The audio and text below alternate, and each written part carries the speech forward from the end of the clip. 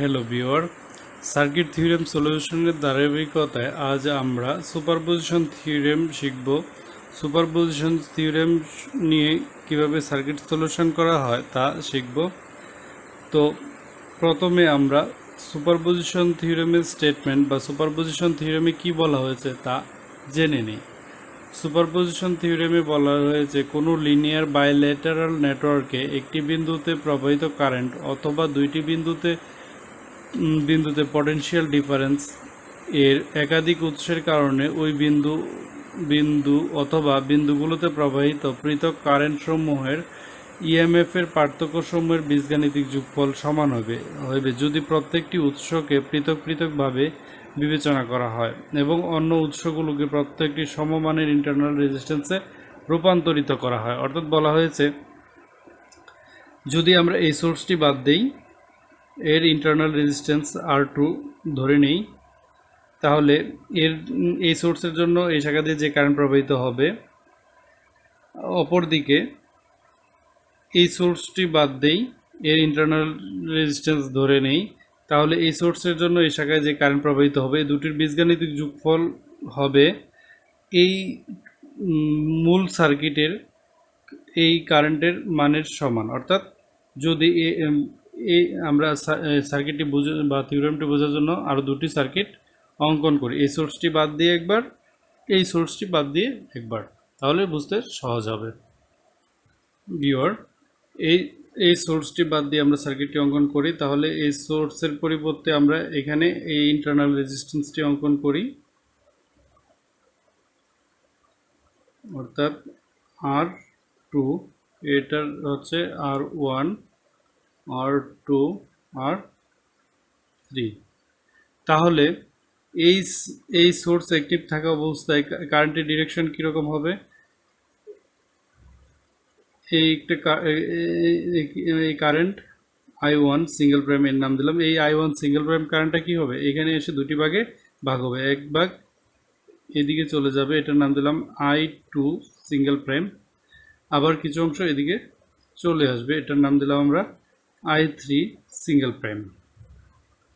তাহলে figure B. আবার আমরা এই সোর্সটি বাদ দিয়ে এই সোর্স অ্যাক্টিভ রেখে একটি সার্কিট ড্র করব এবং কারেন্ট আইডেন্টিফাই করব। যদি আমরা এই সোর্সটি বাদ দিই, তাহলে এখানে যে ইন্টারনাল রেজিস্ট্যান্স আছে এটা ড্র করতে হবে। এটা আমরা ড্র করে দেখাই, এর মান R1। তাহলে এখন কারেন্টের ডিরেকশন কি হবে? এই সোর্সের দরুন কারেন্টের ডিরেকশন এর নাম দিলাম আমরা I2 ডাবল প্রাইম। অপরদিকে এই I2 ডাবল প্রাইম এদিকে আসে এক ভাগে চলে আসবে, এটার নাম দিলাম I3 ডাবল প্রাইম। আবার কিছু অংশ এদিকে চলে আসবে, এর নাম দিলাম আমরা I1 ডাবল প্রাইম। এখন আমরা সহজে বুঝতে পারবো সুপারপজিশন থিওরেম বলতেছে যে এই সোর্স অ্যাক্টিভ অবস্থায় এই কারেন্ট এবং এই সোর্স অ্যাক্টিভ অবস্থায় এই কারেন্ট, এই দুটি কারেন্টের বীজগাণিতিক যোগফল হবে এই I1 মানে মূল সার্কিটের কারেন্টের সমান। তাহলে আবার অপরদিকে এই এটা হলো আমাদের মূল সার্কিটের কারেন্ট I3, এটা সমান হবে single prime I3 plus double prime I3 এর যোগফলের সমান। এটাও সেম, এই I2 সমান হবে I2 single prime plus I2 double প্রাইমের যোগফলের সমান। আরেকটি কথা বলা হয়েছে যে ভোল্টেজ সোর্স এই বিন্দুতে এই শাখার অর্থাৎ এই রেজিস্ট্যান্স আর আরআরিতে ভোল্টেজ ড্রপ সমান হবে এই শাখা এবং এই শাখা দুটি ভোল্টেজ ড্রপের বীজগাণিতিক যোগফলের সমান। যেহেতু রেজিস্ট্যান্স এক, কারেন্ট এক, তাহলে যোগফল অবশ্যই এক হবে। সুপারপজিশন থিওরেমের সাহায্যে এই কথাটাই বলা হয়েছে। তাহলে আমরা এখন সুপারপজিশন থিওরেমের সাহায্যে একটি সার্কিট সলিউশন করি এবং শিখি। সুপারপজিশন থিওরেমের সাহায্যে সার্কিট সলিউশন করার ক্ষেত্রে আমরা মূল সার্কিটের কারেন্ট ডিরেকশন, প্রথমে আমরা মূল সার্কিটের কারেন্ট ডিরেকশনগুলো দিয়ে দিব, তারপরে একটি একটি সোর্স বাদ দিয়ে সার্কিট অঙ্কন করে ওই সার্কিটের কারেন্ট ডিরেকশন দিব এবং প্রতিটি শাখার কারেন্টের মান বের করব। অর্থাৎ এই কারেন্টের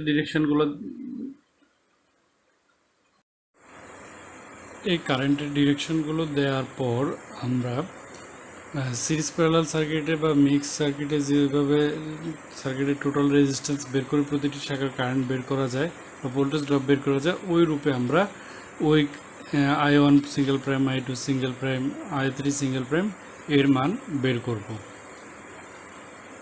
অপরদিকে এই সার্কিটের বেলাও সেম, এই সোর্সের এগেনস্টে এই শাখার কারেন্ট এই কারেন্ট বের করব। কিভাবে? প্রথমে সার্কিটের টোটাল রেজিস্ট্যান্স বের করে এই কারেন্ট, তারপর কারেন্ট ডিভাইডের রুল অনুযায়ী এই দুইটি শাখার কারেন্ট বের করব। তো আমরা একটা সার্কিট সলিউশনে চলে যাই। ভিউয়ার, আমরা এই সার্কিটের সলিউশন করব। এই সার্কিটের দুটি ইন্টারনাল রেজিস্ট্যান্স দেওয়া আছে, দুটি ভোল্টেজ সোর্স দেওয়া আছে, বের করতে হবে প্রতিটি শাখার কারেন্টের মান। তো প্রথমে আমরা একটি সোর্স বাদ দিয়ে সার্কিটটি অঙ্কন করি। একটি সোর্স বাদ দিলে আমরা এরকম একটি সার্কিট পাই। প্রথমে এই সার্কিটের এখানে লক্ষ্য করে সার্কিটের কারেন্টের ডিরেকশনগুলো দেয়া আছে। তো আমরা এই সোর্সের এগেনস্টে বা দিক অনুযায়ী কারেন্টের ডিরেকশন দিই। এই সোর্স যেহেতু এদিকে কারেন্টটা কী হবে, এদিকে ফ্লো হবে, এর নাম দিলাম I1 সিঙ্গেল প্রাইম। অপর দিকে এই কারেন্টটা এখানে এসে দুটি ভাগ হয়ে যাবে, এর নাম দিলাম আমরা I2 সিঙ্গেল প্রাইম। এই কারেন্ট এদিকে যে কারেন্ট আসবে এর নাম দিলাম আমরা I3 সিঙ্গেল প্রাইম। এখন আমরা উক্ত সার্কিটের প্রতিটি শাখার কারেন্টের মান বের করতে হবে। তো প্রথমে আমাদের ইকুইভ্যালেন্ট রেজিস্ট্যান্স বা মোট রেজিস্ট্যান্স বের করতে হবে। তো এই সার্কিটের মোট রেজিস্ট্যান্স আমরা বের করি। মোট রেজিস্ট্যান্সের ক্ষেত্রে আমরা জানি RT ইজ ইকুয়াল টু, এখন জাস্ট সার্কিট সিরিজ প্যারালাল সার্কিটের মতো সলিউশন করলে কারেন্টের মান পাবো।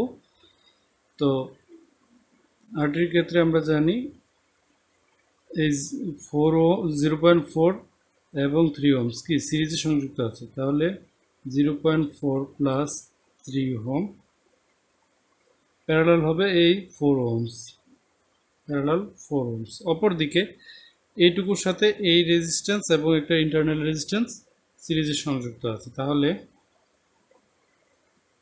হবে প্লাস 2 প্লাস 0.2।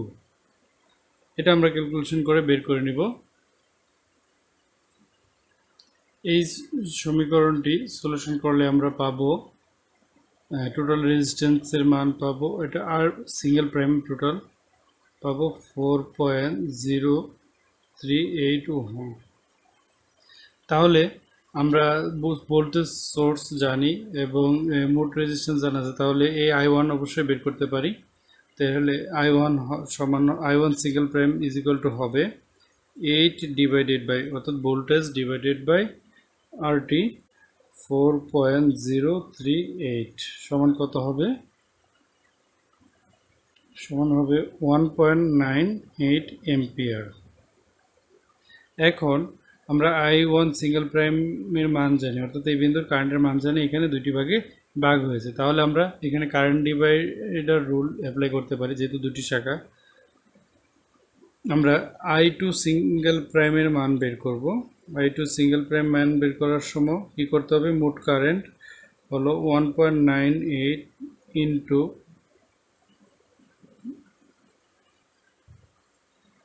আমাদের টোটাল কারেন্ট, এটা লিখলাম কারেন্ট ডিভাইডের রুল অনুযায়ী টোটাল কারেন্ট 1.98 ইন্টু হবে যে আমরা এই I2 বের করব, তার বিপরীত শাখার রেজিস্ট্যান্সের মান 4 আর ডিভাইডেড বাই হবে টোটাল রেজিস্ট্যান্সের মান, এই তিনটা রেজিস্ট্যান্সের মান। তাহলে তিনটা রেজিস্ট্যান্সের মান হবে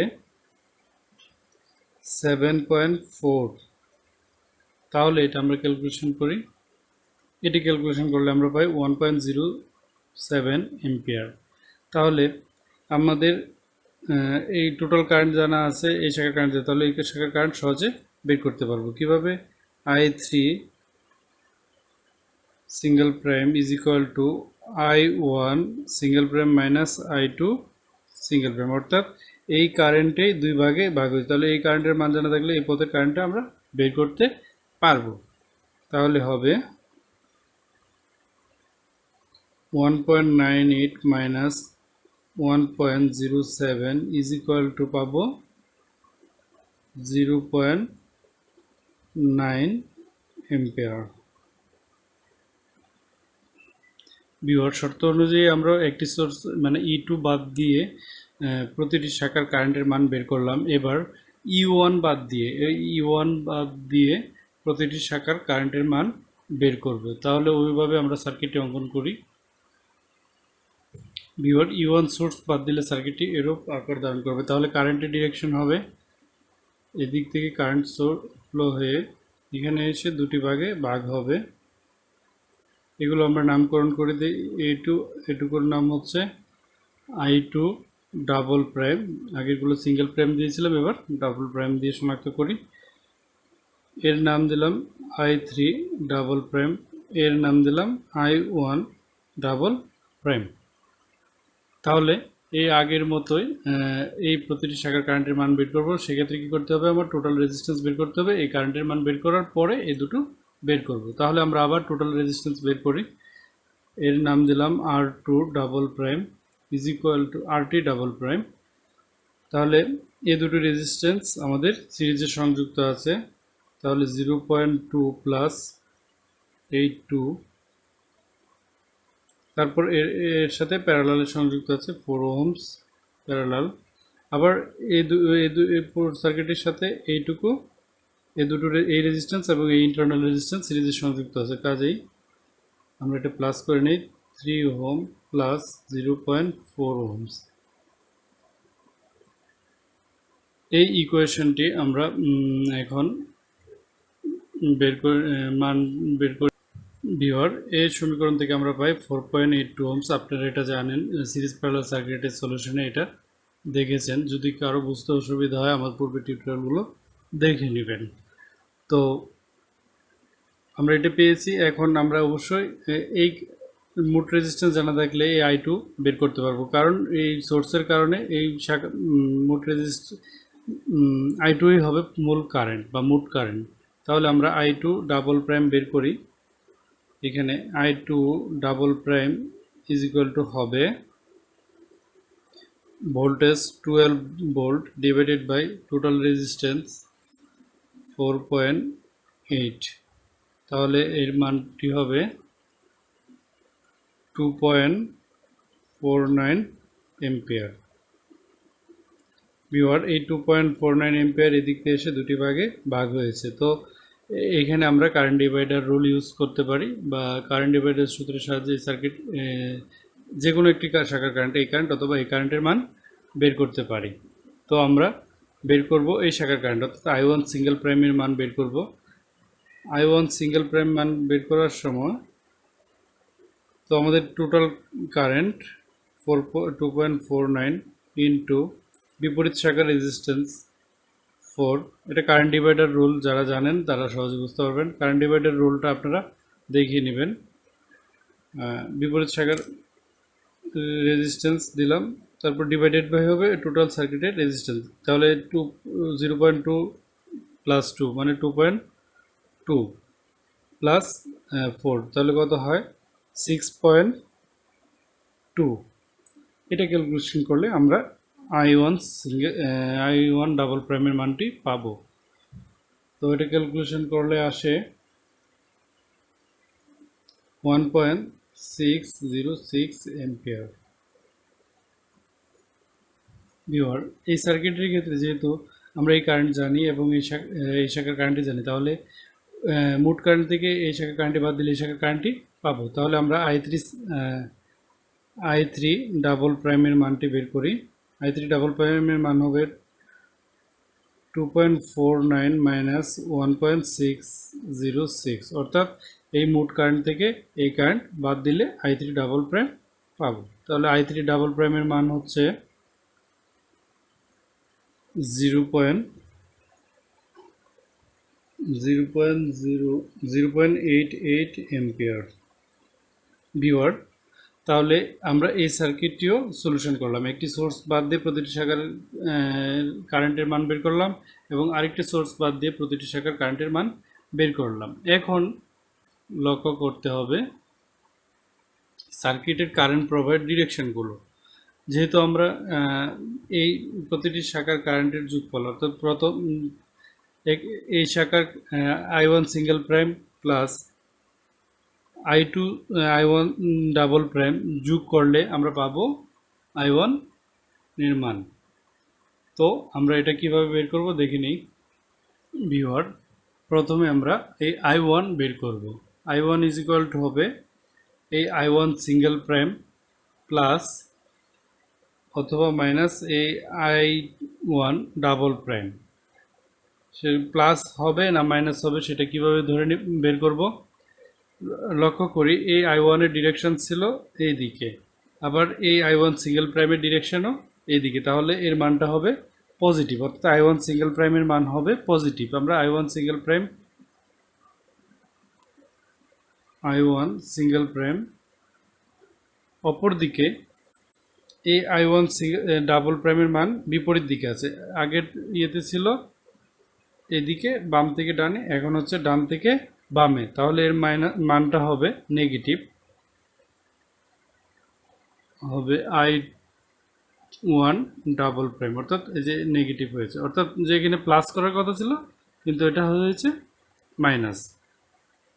আবার I2 ক্ষেত্রে আমরা দেখি I2 এখানে মূল সার্কিটে I2 দেওয়া ছিল ডান থেকে বামে, অর্থাৎ ডান দিক থেকে বাম দিকে যাচ্ছিল, কিন্তু সার্কিট বিতে আছে অর্থাৎ I2 সিঙ্গেল প্রাইম আছে বাম থেকে ডানে বিপরীত দিকে আছে, তাহলে কি হবে I2 সিঙ্গেল প্রাইমের মানটি হবে নেগেটিভ, অর্থাৎ এখানে আমরা লিখতে পারি I2 minus I2 single prime. আবার সার্কিট সিতে আমরা কি পাই যে বাম থেকে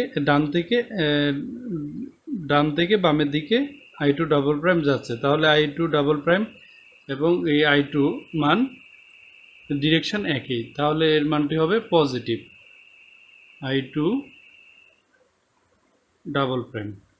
এবার আমরা I3 এর কথা চিন্তা করি। I3 এর কথা যখন চিন্তা করব তখন দেখি আমার মূল সার্কিটে I3 ছিল নিচের দিকে, সিঙ্গেল প্রাইম I3 সিঙ্গেল প্রাইমও ঠিক সেম নিচের দিকে এবং I3 ডাবল প্রাইমও নিচের দিকে, তাহলে প্রত্যেকটি মানই হবে পজিটিভ। তাহলে আমরা লিখতে পারি I3 single prime plus I3 double prime. এখন আমরা এই মানগুলো বসালেই আমাদের কাঙ্ক্ষিত কারেন্টের মান পাবো। তো বসে ভিউয়ার I1 সিঙ্গেল প্রাইমের মান ছিল 1.98 এবং I2 সিঙ্গেল ডাবল প্রাইমের মান ছিল I1 ডাবল প্রাইমের মান ছিল 1.606, তাহলে এটা ক্যালকুলেশন করলে আমরা পাবো 0.374 এম্পিয়ার। অপরদিকে I2 সিঙ্গেল প্রাইমের মান কত ছিল? I2 সিঙ্গেল প্রাইমের মান ছিল 1.07, এটা ছিল নেগেটিভ অর্থাৎ মাইনাস, তাহলে এটা ছিল প্লাস। I2 ডাবল প্রাইমের মান ছিল এই যে I2 ডাবল প্রাইমের মান ছিল 2.49, তাহলে আমরা পাবো এটা থেকে এটা বাদ দিলে আমরা পাবো 1.42 এম্পিয়ার। একসাথে হয়ে গেছে। এবার আমরা I3 সিঙ্গেল প্রাইম মান কত পেয়েছিলাম? 0.9। আবার I3 ডাবল প্রাইমের মান পেয়েছিলাম 0.88 প্লাস 0.88, এখন দাঁড়াচ্ছে 1.78 এম্পিয়ার। বিওর সিরিজ সুপারপজিশন সার্কিটের ক্ষেত্রে আমরা সার্কিটের বা আমরা যে সলিউশনটা করলাম এর সত্যতা আমরা যাচাই করতে পারবো কিভাবে, যেহেতু আমার এই কারেন্ট এবং এই কারেন্ট মিলিত হয়ে এই কারেন্টটি হয়েছে, এই এই দুটো কারেন্টের যোগফল হবে I3। ওই যে আমরা এর আগের পজিশনে দেখিয়েছিলাম বা সমীকরণে দেখিয়েছিলাম, তো আমরা এটা যোগ করে দেখি।